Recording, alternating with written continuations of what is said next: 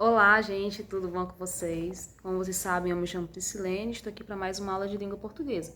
Hoje, o nosso conteúdo é oração subordinada. Ah, professora, mas a senhora já falou muito sobre oração subordinada. Falei mesmo, porém hoje o nosso foco é outro, né? Outro tipo de classificação. Nós já vimos orações subordinadas adjetivas, já vimos as adverbiais e hoje nós vamos ver as substantivas. Mas em específico, nós vamos ver três classificações das orações subordinadas substantivas, que são as orações subordinadas substantivas subjetivas, objetivas diretas e objetivas indiretas, sabendo que a classificação de uma oração subordinada substantiva, ela depende da função em que essa oração tem na frase, né? Então, ela sempre tem uma função de substantivo mesmo, essa função sintática. Quando nós falamos em subjetiva, nós precisamos pensar que ela funciona como sujeito de verbos na terceira pessoa do singular. Como assim? Quando eu falo é bom, é necessário, é preciso que você volte. Então, esse que você volte está tendo uma relação com a oração é preciso. Então, se tem o é preciso, é bom, é necessário, se tem uma das expressões, eu já sei que aqui eu também vou ter uma oração subordinada, substantiva, subjetiva, tá certo?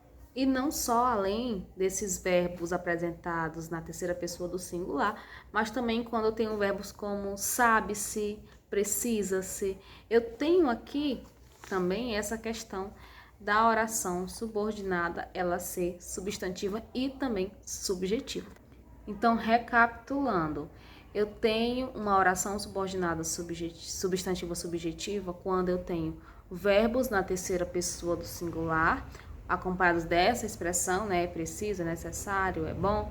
E também quando eu tenho o verbo na voz passiva sintética, não é? Que é quando eu digo sabe-se, quando eu digo foi decidido. Então eu preciso ter uma dessas duas opções para que seja uma oração subordinada substantiva subjetiva. Ah, professora, esse é muito difícil, a oração subordinada substantiva é difícil demais. Gente, aqui é só questão de concentração, tá certo? É você ficar atento aos detalhes. Quando eu falo em oração subordinada substantiva, são detalhes. São detalhes que eu preciso ficar atento. Não, nada mais que isso. Não é coisa muito difícil de se aprender, não. Basta muito a sua atenção. E aí, por seguinte, nós temos outra classificação. As orações subordinadas substantivas objetivas. E aí, as objetivas, elas se dividem em objetiva direta e objetiva indireta. Lembra lá da transitividade verbal, quando eu falava de objeto direto, verbo transitivo indireto? Pois é. Aqui vai ser basicamente isso também. Quando na minha frase eu tiver um objeto, a minha oração subordinada, ela tiver a função de objeto direto, eu tenho uma oração subordinada, objetiva, direta. Quando a minha oração subordinada ela tiver uma função de objeto indireto, tem uma oração subordinada substantiva, objetiva indireta. Então, aqui, como eu falei para vocês há alguns instantes, quem vai decidir a classificação da oração subordinada substantiva é a função sintática que ela exerce na frase, né, no todo, no enunciado, tá bom? Quando eu tenho, por exemplo, o professor explicou que algumas pessoas discordavam da sua opinião. Esse que algumas pessoas discordavam da sua opinião está completando o sentido do verbo explicar, não é? Então, quando eu falo assim, explicou o que, eu tenho aqui um verbo transitivo direto. Se eu tenho um verbo transitivo direto, obviamente a minha oração subordinada ela vai ser uma oração subordinada objetiva, substantiva objetiva direta, tá certo? Então, a função sintática que a minha oração subordinada exerce será também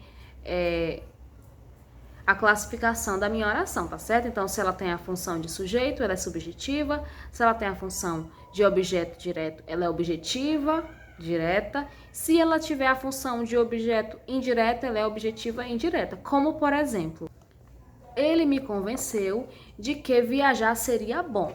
Quando eu falo assim, ele me convenceu, aí você se pergunta, convenceu de quê?